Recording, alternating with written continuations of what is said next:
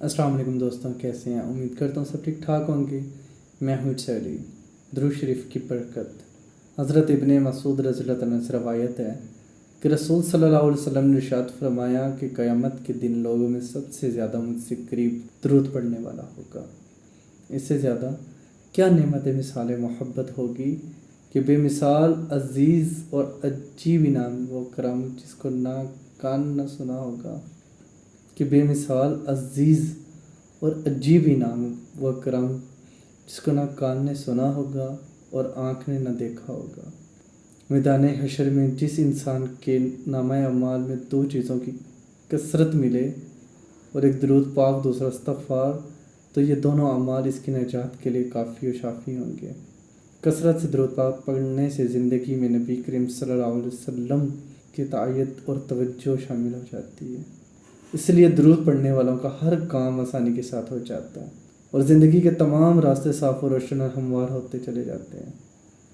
اللہ تعالیٰ کی طرف سے کثرت سے رحمت کی وجہ اس بندے کی زندگی اس پر عنایت آسان اور راحت والی ہو جاتی ہے، کیونکہ کثرت سے درود شریف پڑھنے والوں کی وجہ سے اس کے بندے کا بال بال اللہ تعالیٰ کی رحمتوں میں ڈوب جاتا ہے۔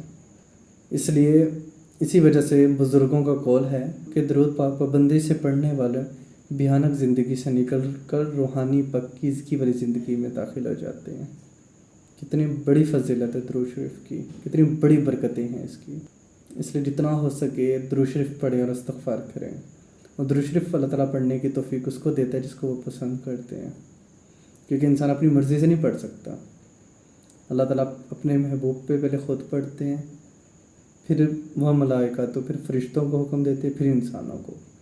اللہ تعالیٰ صرف اس کو حکم دیتے ہیں، توفیق دیتے ہیں جس کو وہ پسند کرتے ہیں۔ پھر کتنی بڑی نعمت ہے، ہمیں تو سجدے سے ساری نہیں اٹھانا چاہیے، اس رب کو اتنا شکر ادا کرنا چاہیے کہ اس نے ہم سے محبت کی ہے، کہ انہوں نے ہمیں کہا ہے کہ اپنے محبوب پر درود پڑھنے کے لیے۔ اللہ تعالیٰ کبھی بھی اس بندے کی زبان پہ اپنے محبوب کا نام نہیں آنے دیتے جسے وہ پسند نہیں کرتے۔ کتنی بڑی نعمت ہے، اس لیے زیادہ سے زیادہ درود شریف پڑھیں اور زیادہ سے زیادہ استغفار کریں۔ اللہ تعالیٰ ہمیں عمل کرنے کی توفیق عطا فرمائے۔ آمین ثم آمین یا رب العالمین۔